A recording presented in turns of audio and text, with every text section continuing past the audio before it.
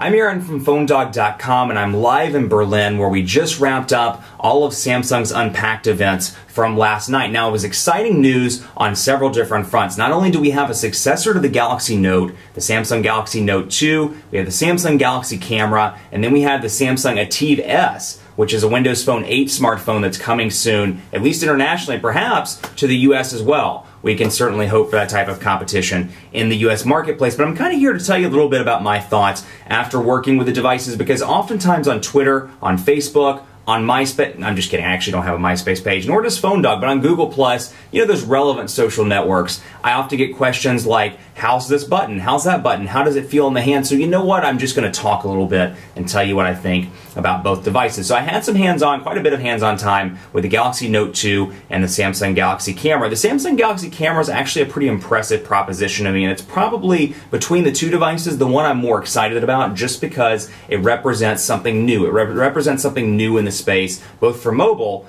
and for the camera industries as well, because oftentimes, you know, we use our smartphone cameras to take pictures. We often complain about how shoddy the picture quality is or how grainy it is, whatever the case may be.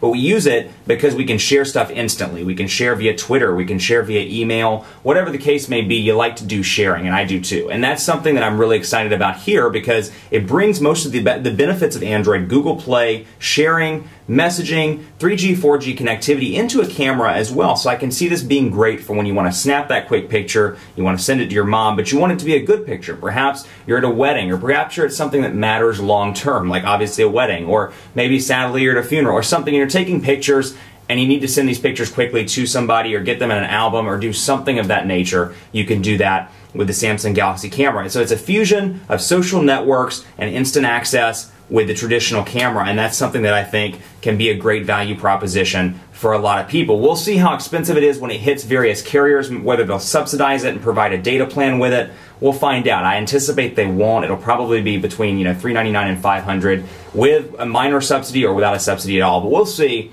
how it rolls out. Then there's the Samsung Galaxy Note 2, and honestly, you know, I was a fan originally. Actually, let me clarify, I was not a fan originally of the Samsung Galaxy Note. Then I carried it as part of a 30-day challenge and decided that I actually enjoyed, you know, having a larger display. It was great for email, a little bit too big to hold in the pocket, still too big for daily use, but honestly, fantastic for drawing notes, working on stuff, and especially with the premium suite of applications, it added a nice play to it. And Android 4.0 obviously was updated on the original device. Now the Note 2's come out, it's a bigger display, and my immediate thought was, how much larger can they go with this display? But I'm here to tell you, it actually feels a little bit better in the hand. It's a little bit narrower and a little bit taller than the original Galaxy Note, making it easier to hold in the hand. I can actually wrap my entire hand around it, whereas on the Galaxy Note, I can't touch my fingers on both sides of the device. So it's a little bit easier to hold. The S Pen is a million times easier to hold. That was one of my biggest complaints about the original Note. The S Pen was too short, and it didn't quite have the capabilities that I would like to have seen it with. So not only are you getting a bigger and better S Pen, but you're also getting one that works so much better with the device with some great new software features. Things like hovering over to preview what's in the folder, seeing where, you know, let's say you're watching a movie and you want to see what happens at the 20-minute mark,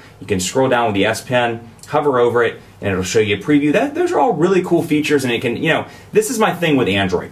Android saturated the market right now. There are a million Android devices out there. The value play for a lot of these manufacturers is really going to be in software, because let's be honest, quite a few of the high-end devices in the US have the same 1.5 gigahertz dual-core processor, have a very similar 4.7, 4.8, 4.5, whatever inch display, be it HD or not. Most of them have 8 megapixel cameras. Most of them now have Android 4.0. The value play for a lot of these manufacturers is going to be in software. It's going to be in finding unique ways to make the software work for the consumer, and that's why I really enjoy the Galaxy S3, because they've got some incredible software features. And if you watch my reviews and dogfights, you know this. It's something that I think is a great value for a lot of these people that are coming into Android for the first time, and they're like, they all seem exactly the same. They all look exactly the same. What is the value proposition? Why should I go with Android as opposed to iOS? What is it I want on an Android device? I think the software stuff really makes a difference. So that's something I see a lot in the Galaxy Note 2 as well. They've really made the software work well with the S Pen, and I'm excited to try it out when the review units come, hopefully sooner rather than later. Stay tuned for more on PhoneDog.com for all of the stuff. The Ativ S, unfortunately, we didn't get any hands-on time with because they're not showing Windows Phone 8 right now, but it does look like a nice smartphone with some great features, and as soon as we can get hands-on, we'll have it for you on YouTube.com/PhoneDog and on PhoneDog.com. I'm Aaron from PhoneDog.com. Stay tuned for more. That's a lot of PhoneDog.coms in a short period of time, but that's okay. PhoneDog.com, PhoneDog.com, PhoneDog.com. Stay tuned to the site for continuing coverage. Notice I said site instead of PhoneDog. Site for continuing coverage. And be sure to follow me on Twitter as well. Let me know what you think of Samsung's new product announcements at PhoneDog_Aaron and on Facebook, both at Facebook.com/PhoneDog and at my page, Facebook.com/PhoneDogAB. Thanks for watching. Stay tuned for more on the site as we continue this crazy fall and winter season in smartphones. I'll see you next time.